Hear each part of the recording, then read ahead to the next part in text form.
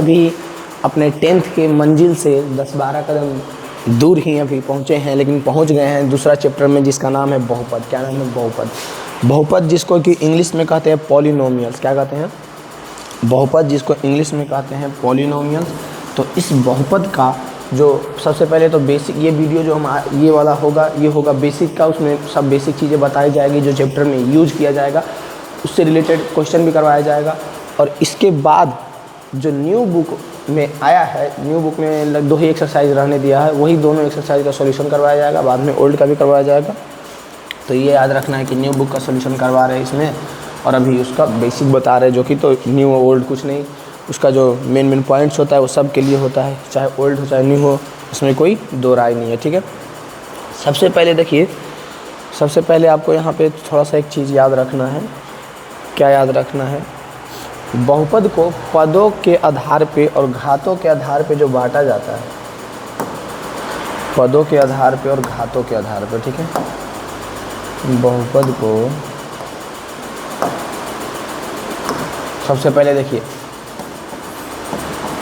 बहुपद को पदों के आधार पे, पदों के आधार पे। ठीक है, पदों के आधार पे क्या होता है? तो पदों के आधार पे पहला होता है एक पदी बहुपद। क्या होता है?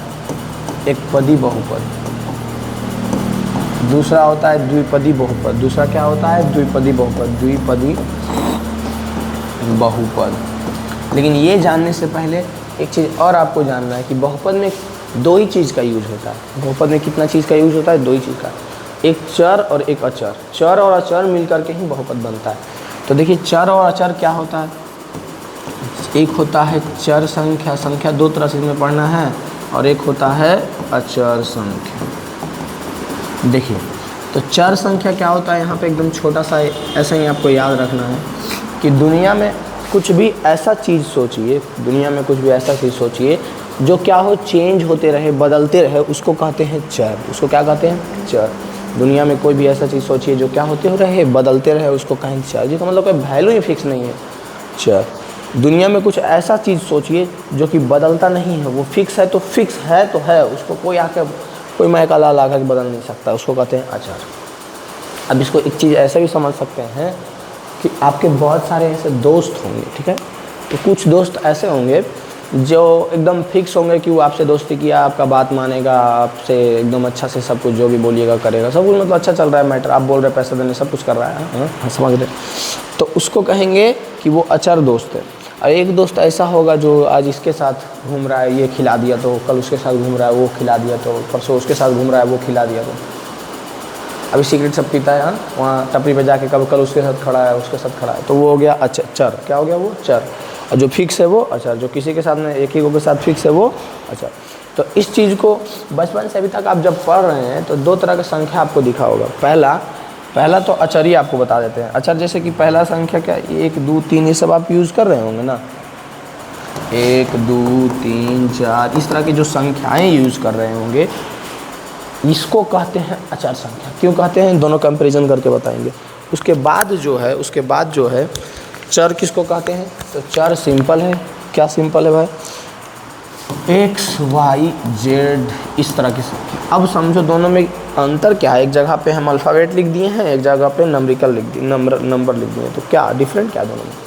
डिफरेंट ये है कि अभी तक आप बचपन से पढ़ रहे हैं तो देख रहे होंगे कि x का जो भी मान आया क्या वो फिक्स था?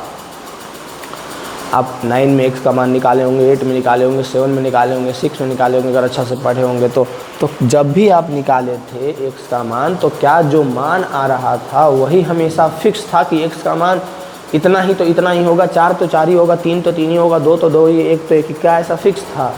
नहीं ना। कभी x का मान किसी में कुछ आ रहा है, कभी x का मान किसी में कुछ आ रहा है, कभी x का मान किसी में कुछ आ रहा है, ऐसा हो रहा था।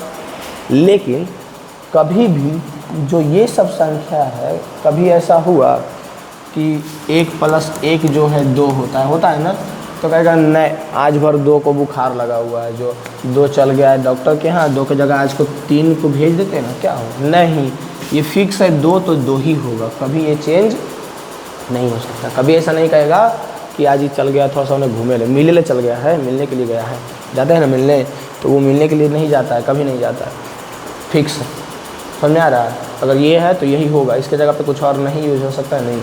लेकिन वही अगर हम चर की बात करें कि अगर x + 2 = 3 है और x + 1 = 5 है, तो यहाँ पे x का मान अगर हम इस कंडीशन में x का मान अगर हम निकालते हैं तो 3 - 2 यानी 1 हो जाएगा, और इस कंडीशन में अगर हम x का मान निकालते हैं तो 4 हो जाएगा।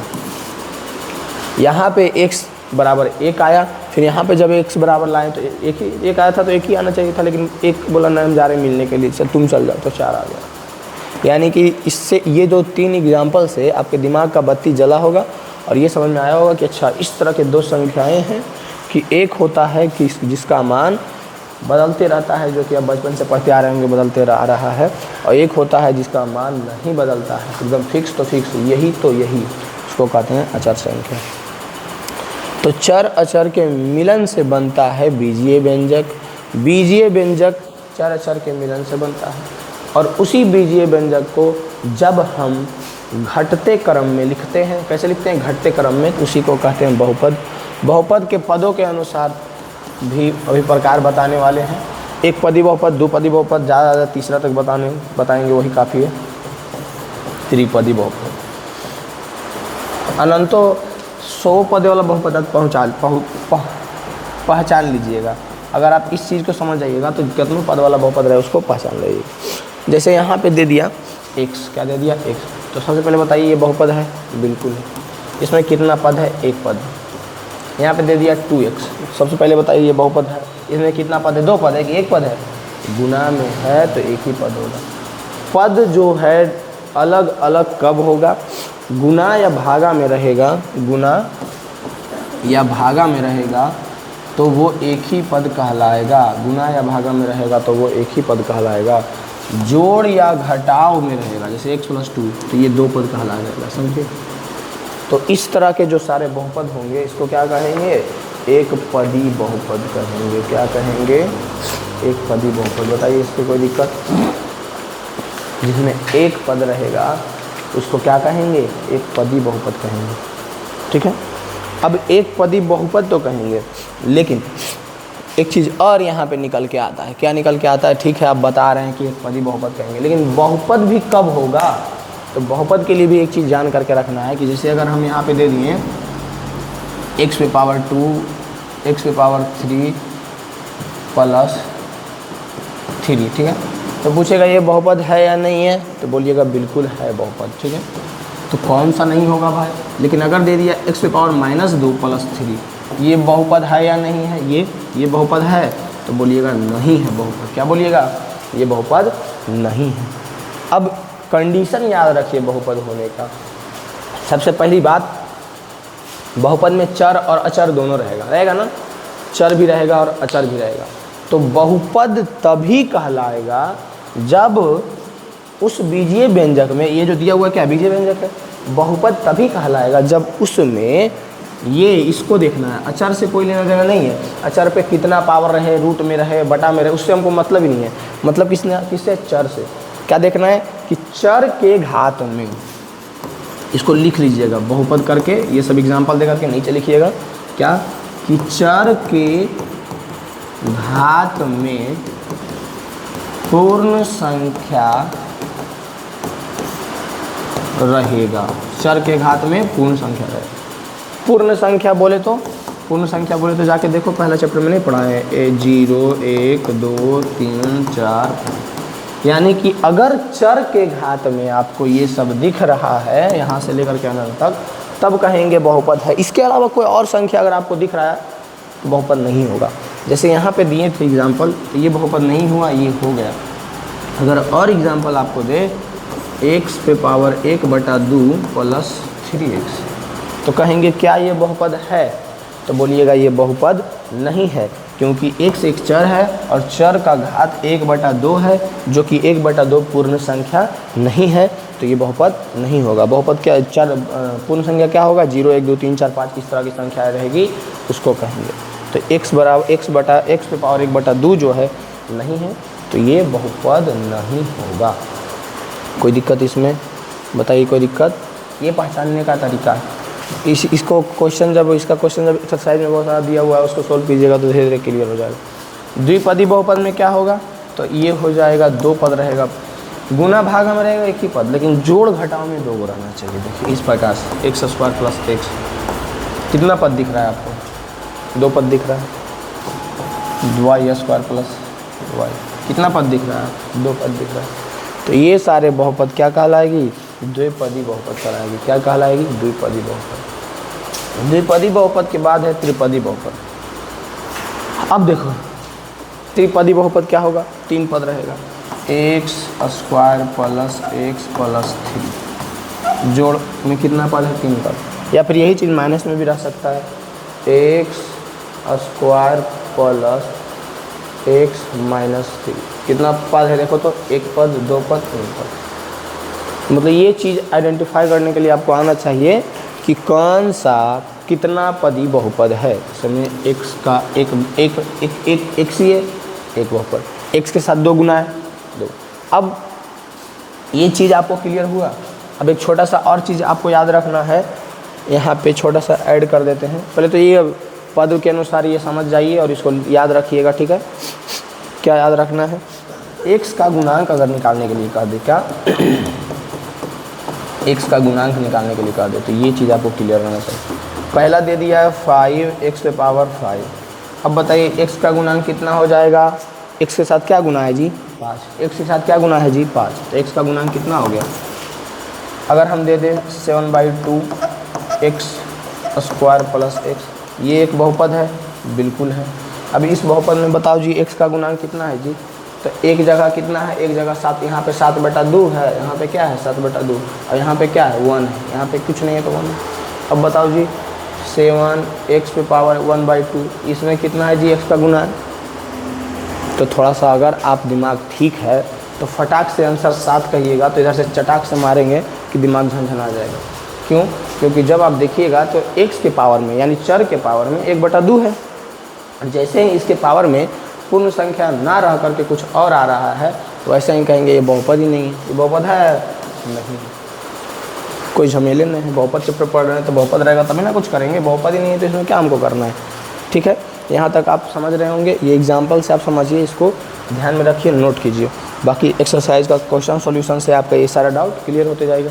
अब है घातों के अनुसार, किसके अनुसार, घातों के अनुसार। घातों के अनुसार देखो सबसे पहले होता है एक घाती बहुपद, एक घाती बहुपद। अब इसी एक घाती बहुपद को एक और नाम है रैखिक बहुपद। क्या नाम है, रैखिक बहुपद। यहीं पे सब फंस जाता है। ऑब्जेक्टिव में क्वेश्चन दे दिया कि निम्न में से कौन एक घाती बहुपद है, मुँह अब छियार के बैठ गया, रैखिक क्या कहते हैं, सॉरी एक घाती तो पता ही है, और कह दिया रैखिक बहुपद कौन है, मुँह छियार देगा कि किसको कहते हैं, तो छियारना नहीं। एक घाती बहुपद देखो, घात सबसे पहले आपको देखना आना चाहिए 5x + 3। अब आपको किसका पूरा का पूरा बहुपद चैप्टर में हमको मतलब रहेगा इससे, जो चर है उससे मतलब रहेगा। बेचारा अचर से उतना मतलब नहीं रहेगा, चर से मतलब रहेगा। तो चर का इसमें कितना चर है, एक ही चर है ना, x एक ही चर है x, और कितना बार है वो घात के, तो एक ही बार है। तो उसका अधिकतम घात क्या है, तो एक ही बार है, उसका अधिकतम घात क्या है।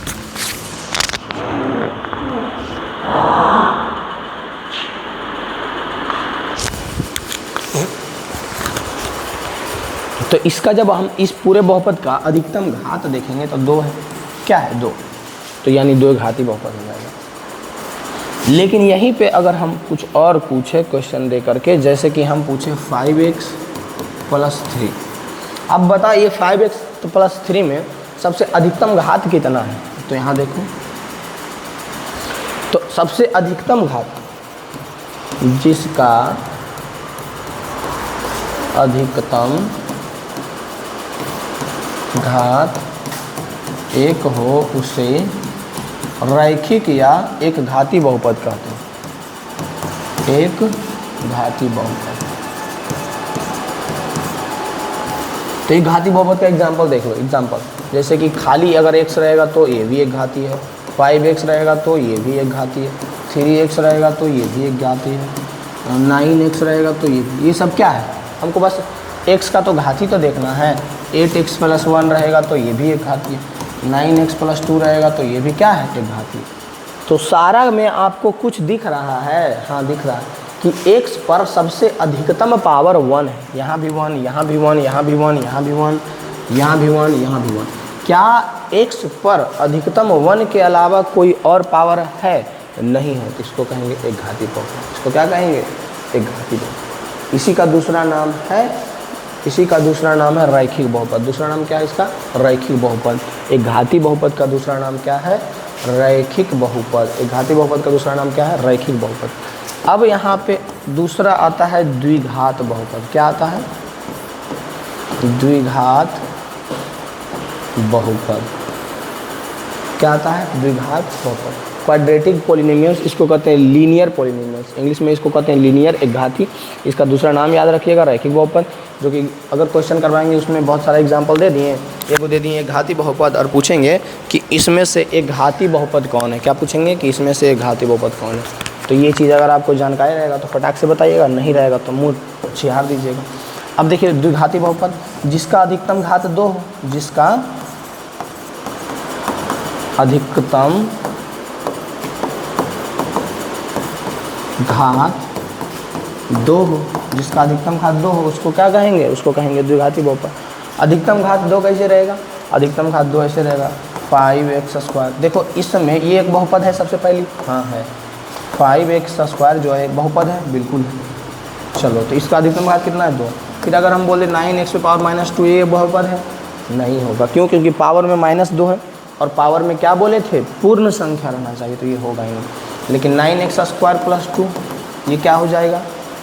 तो ये हो जाएगा द्विघाती बहुपद। अधिकतम घात 2 है। उसके बाद 9 या फिर x² + x, ये भी क्या हो जाएगा? ये भी हो जाएगा द्विघाती बहुपद। अधिकतम घात देखो तो ये एकरा पे तो एक ही ना है, लेकिन अधिकतम तो इसके पास है जो कि 2 है। अगर हम बोल दें 2x² + x, अब देखो इसको, तो इसको भी देख लिया तो क्या हो गया? ये भी तो वही है, सेम द्विघाती बहुपद। 3x² + 3x + 3, ये भी क्या हो जाएगा? ये भी हो जाएगा द्विघाती बहुपद। अब देखो बगल में एक चीज़ और, मूल रूप, मानक रूप, एक घाती बहुपद का मूल रूप क्या होगा? तो इसका होता है ax + b। क्या होता है? ax + b, ठीक है। अब द्विघाती बहुपद का मूल रूप, मानक रूप पूछेगा तो इसका होता है ax² + bx + c, ये होता है। ये क्या है? मूल रूप क्या है? मतलब कि यहाँ पे x दोनों x चर है और सबसे अधिकतम घात x का 2 है, और a b c यहाँ पे पता है क्या है? a b c यहाँ पे अचर पद है, कोई भी यहाँ पे अचर संख्या है a b c, वहाँ पे भी सेम। तो अधिकतम घात इसका क्या है? 2 है, तो द्विघाती बहुपद। अधिकतम घात किसका? 1 है, तो ये घाती बहुपद। अब उसके बाद लास्ट है त्रिघाती बहुपद। इसी प्रकार से जितना घात सबसे अधिकतम होते जाएगा, बढ़ते जाएगा, त्रिघाती, 4 घाती, 5 घाती, 6 घाती, एकदम बढ़ते चल जाएगा। तो मैं आ रहा है चतुर्घाती, जैसे भी बोलना है, त्रिघाती बहुपद। तो त्रिघाती बहुपद में क्या होगा कि एक बहुपद दिया हुआ है, उसमें आपको देखना है कि सबसे अधिकतम घात कितना है। तो अधिकतम घात 3 रहेगा, तो वही हो जाएगा 3। जैसे कि 3x3, यानी इसका अधिकतम घात 3 है, त्रिघाती हो जाएगा। अगर इसी में और ऐड कर दें हम 3x³ + x, 3x³ + x, अधिकतम घात देखो तो कितना है? 3। 3 हमेशा 3 आ रहा है। 2x³ + x² + x, इसमें अधिकतम घात कितना है? 3 है। 7x³ + 3x² + x, इसमें अधिकतम घात कितना है? 3 है। इसमें देखो 2 ही है, इसमें घात 1 ही है, इसमें अधिकतम घात कितना है? 3 है। इसमें 2 है घात, इसमें 1 है घात, और अधिकतम घात 3। अब इसका मानक रूप, मूल रूप की बात करें, मेन इसका जो बोलते हैं ना कि सब बाहर जब घर से निकलता है तो सबका बहुत सारा रूप होता है अलग अलग, लेकिन उसका जो मेन रूप है वो तो घर में ही पता चलता है।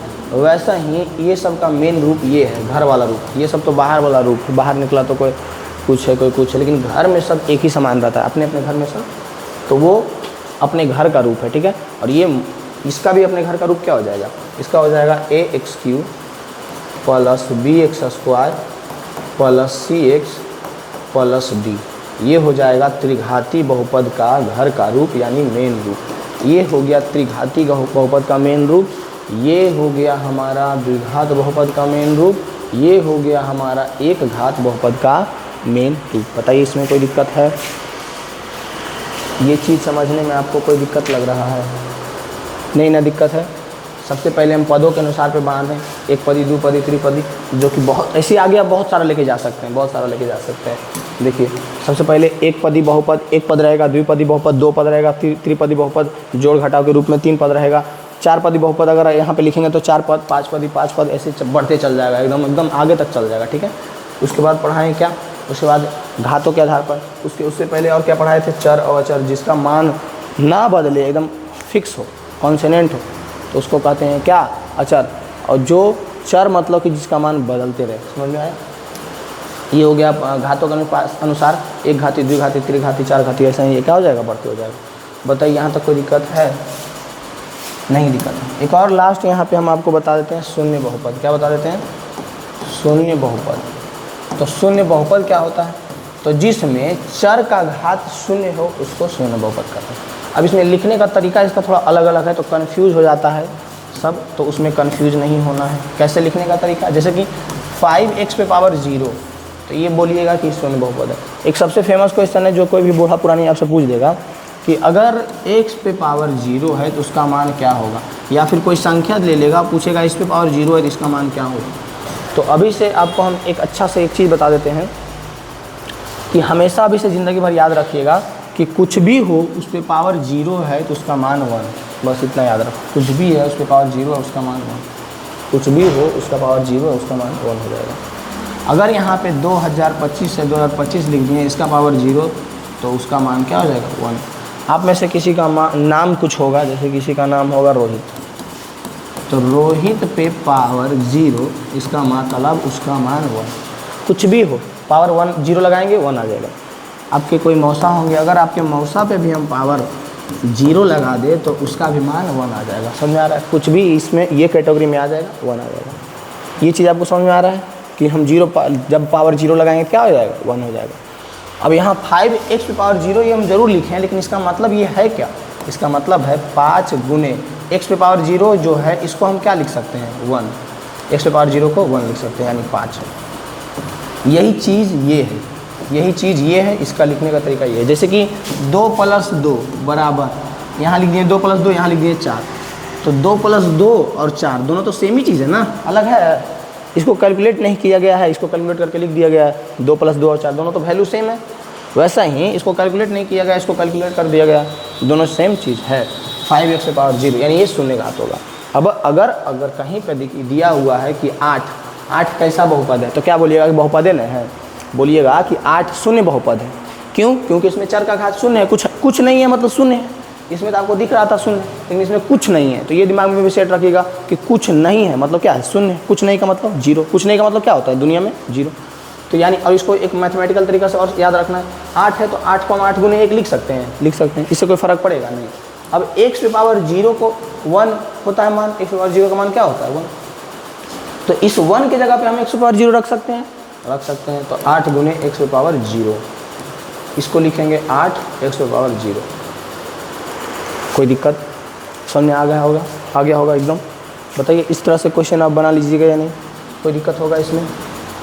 नहीं होगा दिक्कत, कोई प्रकार का दिक्कत नहीं होगा।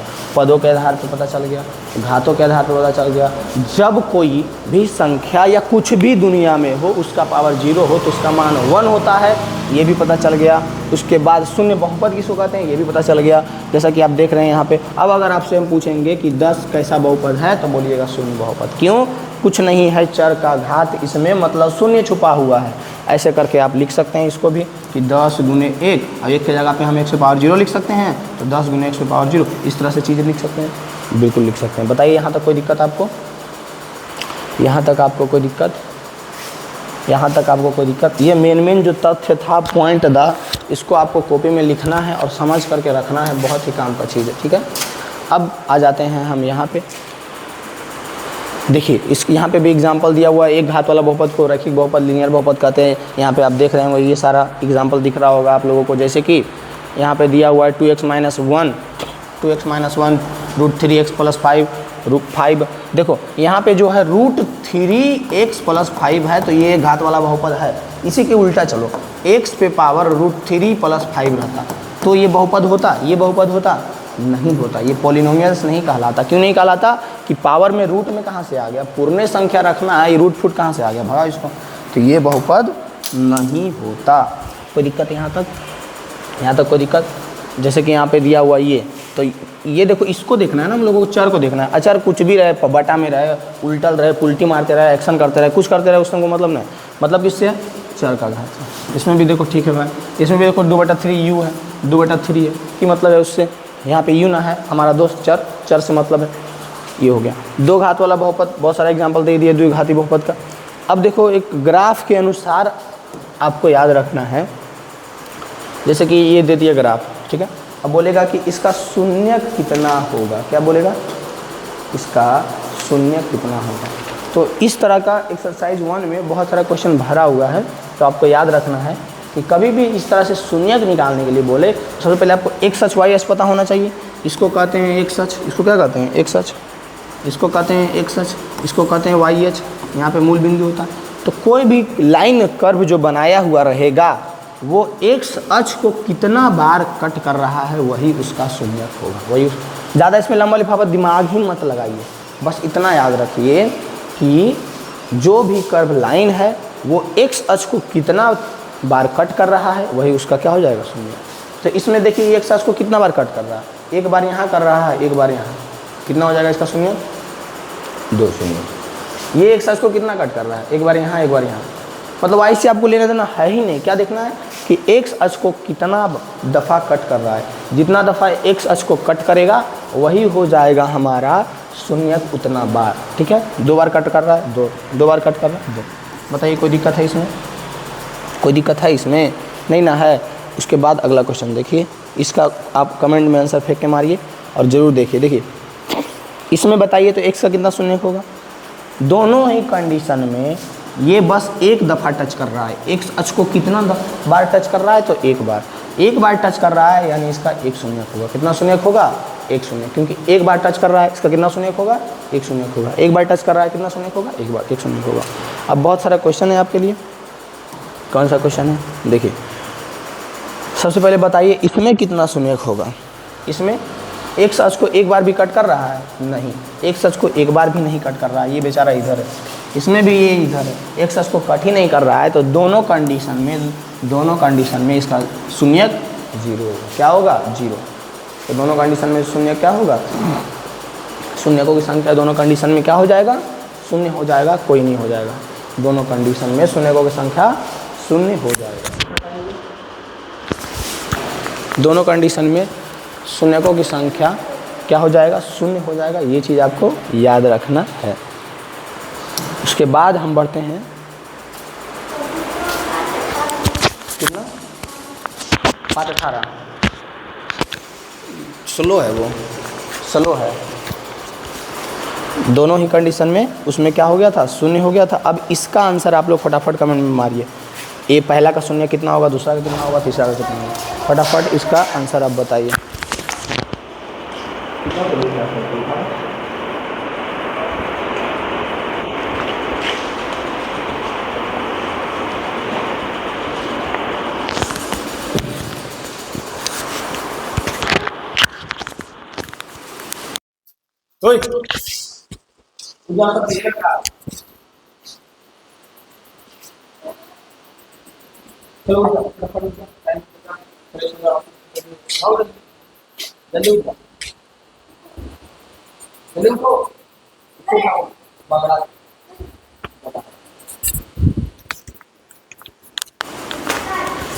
यानी कि आप लोग कमेंट में इसका आंसर जरूर बताए होंगे कि किसका कितना शून्यक होगा, ठीक है। तो अब बताइए इसका कितना शून्यक होगा। पहला का तो आप लोगों को दिख रहा होगा कि एक्स अक्ष पर एक जगह कट कर रहा है, तो शून्यकों की संख्या इसका 1 होगी। एक्स अक्ष पे 2 जगह कट कर रहा है, शून्यकों की संख्या देखिए यहाँ पे कट कर रहा है ना, 2 हो जाएगा। यहाँ पे कट कर रहा है ना, 2 हो जाएगा। यहाँ पे 1 2 3 दफ़ा कट कर रहा है, शून्यकों की संख्या 3 हो जाएगा। एक जगह कट कर रहा है, ये रैखिक बहुपद होगा, लाइन सीधा हो रहा है रैखिक बहुपद का, यानी एक जगह कट कर रहा है शून्य संख्या, ये भी हो जाएगा। 1 2 3 4, ये कितना बजा हो जाएगा 4। इस तरह की चीज़ें आप जरूर आंसर में लिखे होंगे। अगर आपको ये चीज़ समझ में आ रहा है, अगर आपको समझ में आ रहा होगा तो फटाफट आप कमेंट में बता दीजिएगा। इसका 1 शून्य 2 शून्य 3 शून्य, इसका 1 शून्य 1 शून्य 4 शून्य। कोई दिक्कत है? ये ग्राफ की चीज़ें हैं जो 1.1 में आपको भरा हुआ है, उड़ा दीजिएगा। न्यू बुक हो चाहे ओल्ड बुक, दोनों में 1.1 में भरा हुआ है, एकदम ऐसे उड़ा दीजिएगा। उसी चीज़ का आंसर यहाँ पे देखिए रखा हुआ है। शून्यकों की संख्या पहला में क्या था? 1 था। क्यों? क्योंकि एक्स अक्ष को केवल एक बिंदु पर प्रतिच्छेद कर रहा है। दूसरा में क्या था? देख लो देख लो देख लो, एक्स अक्ष को केवल एक बिंदु पर प्रतिच्छेद यहाँ पे कर रहा है, इसलिए उसका दूसरा तीसरा सबका आंसर दिया हुआ है। ठीक है, वो तो हम पहले ही बता ही चुके हैं। अब देखो, जितना घात वाला बहुपद होता है उसका उतना शून्यक होता है। ये इस तरह से आपको देख करके अगर बताना है तो याद रखिएगा, जितना घात का बहुपद होगा उसका शून्यक उतना ही होगा। जैसे यहाँ पे एक बहुपद है x² + 7x + 10, इसका कितना शून्यक होंगे? तो इसका अधिकतम घात कितना है? 2 है, इसका 2 शून्यक होगा। ठीक है, अगर कोई रैखिक बहुपद दिया हुआ है, एक घात वाला बहुपद दिया हुआ है, एक घात वाला बहुपद दिया हुआ है, तो एक घात वाला बहुपद जैसे 2x + 1 दिया हुआ है। ठीक है, तो 2x + 1 में सबसे अधिकतम घात कितना है? अधिकतम घात 1 है, तो इसका शून्यक कितना होगा? 1 शून्यक होगा। कितना होगा? 1 शून्यक होगा। कितना शून्यक होगा? 1 शून्यक। अब यहाँ पे खेल जो है दो चीज़ में होता है, एक द्विघाती बहुपद में होता है। अब चलो एक शून्य, जैसे शून्य कुछ नहीं होता है जी। शून्य, अगर किसी को ये चीज़ का डाउट है कि शून्य क्या होता है, जिसका मान बहुपद में रखने पे, जो संख्या बहुपद में रखने पे पूरा उसका वैल्यू 0 कर दे, उसी को क्या कहते हैं? शून्य कहते हैं। अब जैसे कि यहाँ पे अगर हम एक दे दें 3x + 2, अब बोलेंगे इसका शून्य ज्ञात करो, इसका शून्य ज्ञात करो। तो कुछ नहीं करना है, इक्वल टू, ये घात वाला के लिए आसान है, इक्वल टू 0 कर देना है। 3x = -2 हो जाएगा, x = -2/3 गुना में भागा में हो जाएगा, x = -2/3। कहने का मतलब हुआ जो x = -2/3 आया है, ये क्या आया है? ये कह रहा है, ये कह रहा है कि जब भी आप इस -2/3 को इस x के जगह पे यहाँ पे रखिएगा तो ये 0 आएगा। क्या आएगा? 0 आएगा। मतलब इसका पूरा वैल्यू 0 कर देगा। जो वैल्यू 0 कर देता है उसी को क्या कहते हैं? उसका शून्य कहते हैं। क्या कहते हैं? शून्य। ठीक है, कोई दिक्कत नहीं होगा इसमें। अब यही चीज़ आप यहाँ पे लागू कीजिए। लेकिन द्विघात, ये तो एक घात वाला का सिंपल निकालनी थी, लेकिन द्विघात वाला को शून्यक निकालने के लिए थोड़ा सा क्या होता है? अलग अलग तरीका होता है। सबसे पहले इसका अगर हम शून्यक निकालेंगे तो इसका हम गुणनखंडन विधि से शून्यक निकालते हैं। करना क्या है, एक बार में नहीं समझ में आएगा, आज सुंदर से इसको लिख लेना है और समझने का कोशिश करना है। बार बार वीडियो रिपीट करके देखना है, समझने का कोशिश करना है। अगर आप इससे पहले गुणनखंडन विधि से नहीं पढ़े हैं तो आपको निश्चित है कि एक बार में समझ में नहीं आएगा। कोशिश कीजिए, उसको बार बार रिपीट कीजिए, पक्का आएगा। करना क्या है, तो पहले साइड वाला दोनों जो है, ये और ये, इसको गुना करके लिखो। तो यहाँ गुना करो तो x² को 10 में गुना करो, x² को 10 में गुना करो तो 10x² आएगा। क्या आएगा? 10x² आ गया, 10x²। अब बीच वाला को इस तरह से दो भागों में बांटना है कि ऐड या सब्ट्रैक्शन करके, जोड़ या घटा करके 7x आना चाहिए, जोड़ या घटा करके 7x आना चाहिए। लेकिन जो दो आप तोड़ करके जोड़ या घटा करके 7x लाइएगा, वो दोनों को गुना करके 10x² आना चाहिए। नहीं समझ में आएगा? बात से करते हैं तो लात से। देखो, जैसे 7x है तो 7x को हम लिख सकते हैं 5x + 2x। इस 7x को 5x + 2x लिख सकते हैं, लिख सकते हैं। अब इस 5x + 2x जो लिखे हैं, क्या लिखे? हम कहीं बाहर से नहीं लाए हैं। ये बात आपको याद रखना है कि ये 7x को हम 2 भाग में तोड़ दिए हैं। अब इस 10 को तो 10 ही लिखेंगे। ठीक है, अब देखो, ये दोनों को गुना करो, जो हम इसको जोड़ करके लाइएगा तो 7x ही आएगा, और इसको जब आप गुना कीजिएगा 5x + 2x तो 5 दूनी के 10 और x गुने x² ये भी 10x² हो जाएगा। होगा ना? बिल्कुल होगा। ये हो जाएगा x²। अब ये दोनों में देखिए कॉमन क्या क्या ले सकते हैं।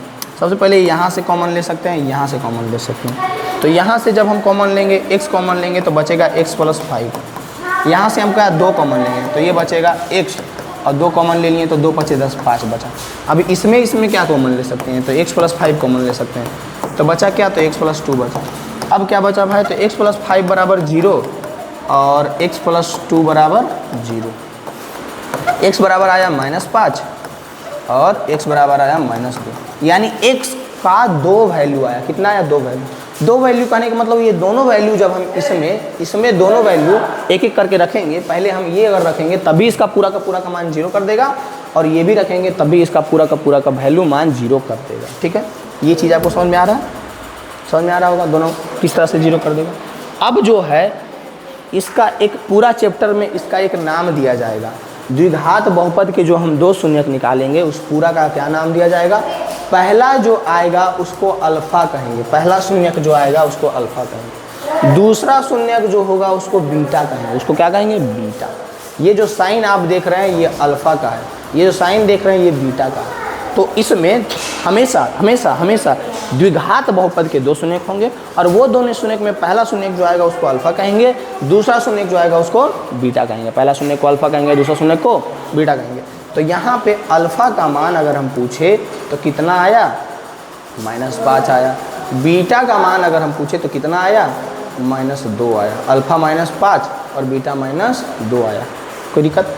अब देखो यहाँ पे एक फॉर्मूला है, ये फॉर्मूला यहाँ पे प्रूव करने के लिए क्वेश्चन हम लिए थे। क्या होता है कि जब हम अल्फ़ा प्लस बीटा करते हैं तो -b बटा, अब -b और ये और c और ये क्या है वो देखो यहाँ पे छुपा हुआ है। यहाँ पे जैसे कि ये समीकरण, ये बहुपद दिया हुआ था x² + 7x + 10 दिया हुआ है ना।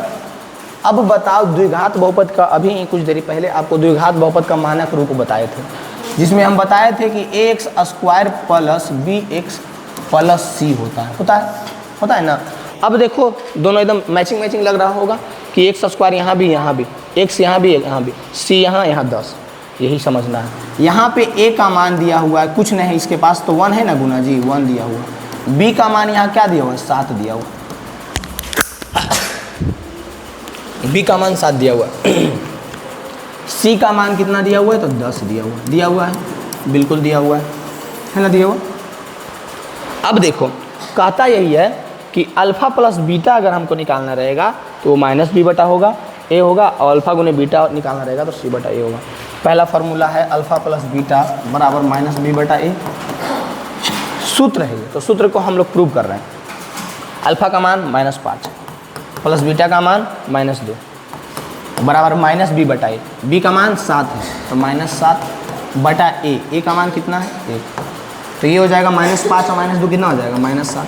उधर -7 बटा 1 यानी -7। देखिए सेम आ गया, बिल्कुल आ गया, यानी ये फार्मूला सही है ना। इसका जो b बटा a है और इसका जो शून्यक लाए हैं बराबर आ गया, यानी हम लोग सही शून्यक निकाले हैं, गलत कुछ नहीं है। अल्फ़ा गुने बीटा बराबर c बटा ये फार्मूला है ना, ये फार्मूला।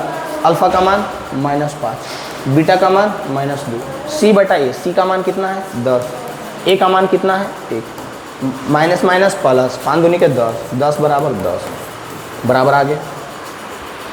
यहीं से आगे इधर उधर कर करके जो भी दिया हुआ रहेगा, अगर आपको सिर्फ अल्फ़ा बीटा नहीं भी पता है, ये पता है तो अल्फ़ा बीटा निकाला जाएगा। ये सब चीज़ किया जाएगा, उसके लिए टेंशन नहीं लेना है, समझना है इसके एक चीज़ को। बताइए इसमें कोई दिक्कत आपको लग रहा है? इसमें आपको कोई प्रकार का दिक्कत परेशानी लग रहा है?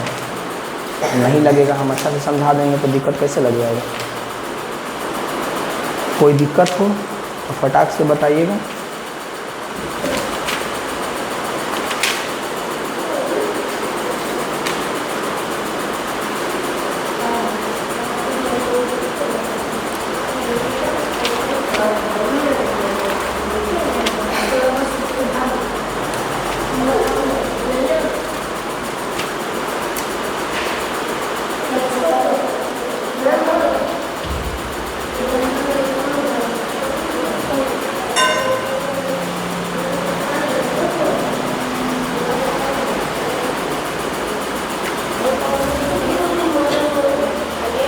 तो ये हमारा हो गया कि बहुपद दिया हुआ शून्यक निकाल लिए। शून्यक का नाम पहला का अल्फा होता है, दूसरा का बीटा होता है, दोनों के बीच में 2 संबंध है वो याद रखना। ये द्विघात बहुपद का बात हो गया, ये चीज़ आपको याद रखना है। बताइए यहाँ तक आपको कोई दिक्कत है? नहीं ना है। अब जो है इससे आगे हम लोग बढ़ते हैं। आगे क्या दिया हुआ है? आगे दिया हुआ है 2.3। अब देखिए ये तो द्विघात बहुपद का था, सेम ऐसा ही त्रिघात बहुपद का 3 शून्यक होगा। त्रिघात बहुपद का कितना शून्यक होगा? 3। तीनों का नाम क्या होगा? पहला का अल्फा, दूसरा का बीटा, तीसरा का गामा। क्या हो गया? गामा। ये वाई नहीं, ये गामा है। क्या है? गामा। अल्फा बीटा गामा त्रिघात बहुपद का 3 सुनिएगा अल्फा बीटा गामा, और तीनों के बीच में संबंध होता है। क्या संबंध होता है जो देखो, संबंध क्या होता है जो देखो, पहला संबंध होता है कि alpha plus beta plus gamma बराबर माइनस बी बटा ए। क्या होता है? माइनस बी बटा A. Alpha plus beta plus gamma बराबर माइनस बी बटा ए होता है। क्या होता है? माइनस बी बटा ए। फिर अगर हम दोनों को बारी बारी से गुना करते हैं, alpha beta beta gamma gamma alpha, तो ये सी बटा ए होता है। क्या होता है? सी बटा ए। अगर हम तीनों को एक बार में गुना कर दें अल्फा बीटा गामा, तो ये होता है माइनस डी बटा ए होता है। बस इतना आपको याद रखना है, इसको लिखेंगे त्रिघात बहुपद के लिए। खोलो जाके गेट खोलो जाके त्रिघात बहुपद। अब देखिए एक उदाहरण से इसको क्या करना है, प्रूव करना है। प्रूव क्या करना है, जांच कीजिए कि त्रिघात बहुपद पी ऑफ एक्स बराबर 3x³ minus 5x square minus 11x minus 3 के शून्य 3 और माइनस 1 और माइनस 1 बटा 3 है। इसके पश्चात शून्य को तथा गुणा संबंध की सस्ता का जांच कीजिए। देखिए सिंपल है, यहाँ पे दिया हुआ है तो ए का मान कितना दिया हुआ है, ए का मान 3 दिया हुआ है, ठीक है। ए का मान कितना दिया हुआ है 3, बी का मान कितना दिया हुआ है -5, सी का मान कितना दिया हुआ -11, डी का मान कितना दिया हुआ -5, -3 दिया। गेट खोलो पहले, बोलना सर आने 2 सेकंड में, 2 मिनट बोलना, 2 मिनट। ए का मान इतना, बी का मान इतना, सी का मान इतना, क्योंकि त्रिघात बहुपद का डी का मान कितना है तो -3 है, डी का मान कितना है -3, क्योंकि त्रिघात बहुपद का मानक रूप क्या बताए थे, ax³ plus bx square plus cx plus d, ये बताए थे ना, ये बताए थे। अब देखो इसमें तीनों शून्यक दिया हुआ है, अल्फा दिया हुआ है 3, बीटा दिया हुआ है -1 और गामा दिया हुआ है, गामा कितना दिया हुआ है, गामा दिया हुआ है -1 बटा 3, ठीक है। अब कह रहा है इसके गुणांकों के बीच सत्यता का जांच कीजिए। हम आपको बता दिए हैं ए का मान, बी का मान, सी का मान बता दिए हैं, ये होता था, इसको छोड़िए, और अल्फा बीटा गामा का मान भी इसमें हम आपको दर्शा दिए हैं। अब आपको क्या करना है, करना बस इतना है, इस पे रख के चेक करना है। ये करके हम पे जरूर सेंड कीजिएगा। नहीं हो रहा ये नहीं हो रहा तो आप फिर एक्सरसाइज का वीडियो देखिएगा, उसमें ये चीज़ बताया जरूर जाएगा। यहाँ से हमारा बेसिक का पूरा वीडियो खत्म हुआ। समझ में आया, अच्छा लगे तो ज़रूर बताइए।